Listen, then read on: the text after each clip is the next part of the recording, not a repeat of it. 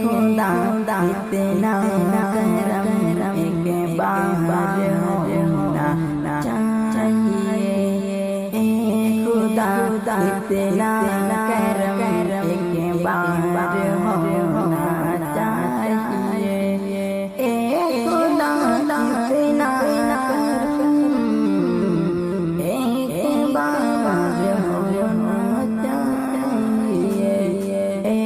खुदा तेरा करम एक बार होना चाहिए। खुदा तेरा करम एक बार होना चाहिए।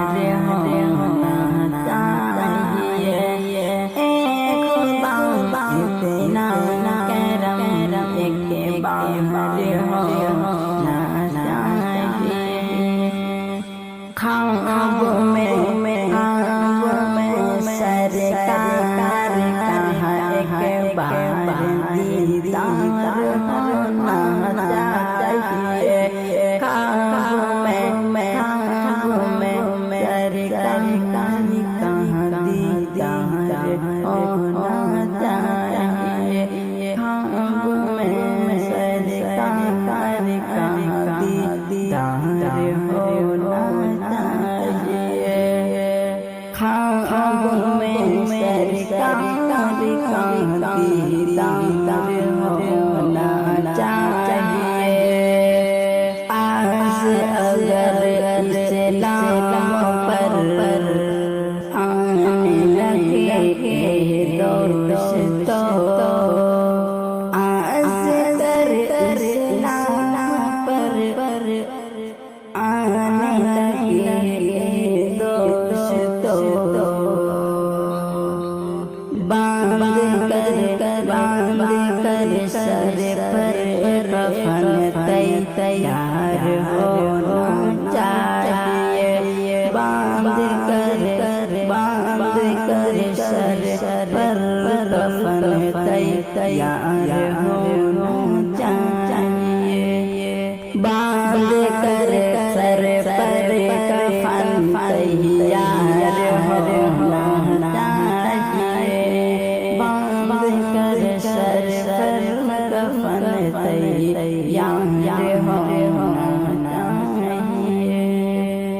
दोस्तों का दोस्ती तजगिरा हो जब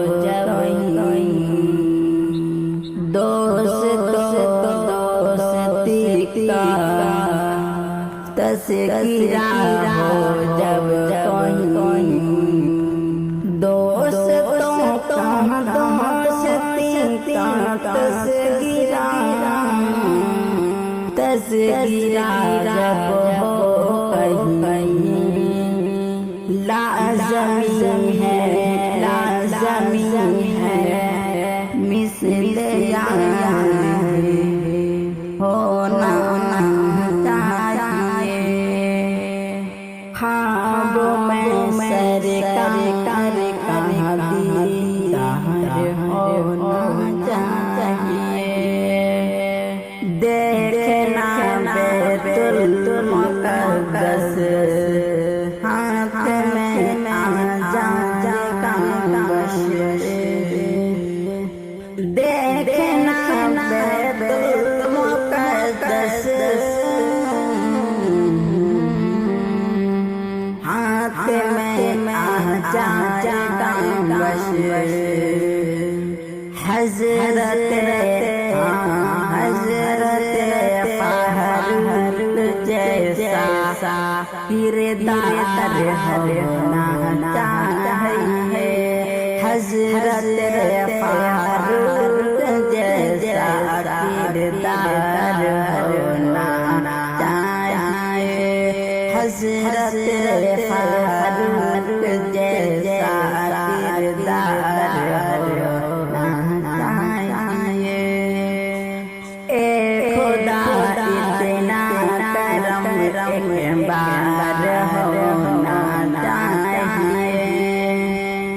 ख्वाब में सरकार का दीदार होना चाहिए।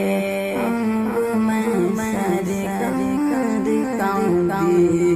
दाद हो।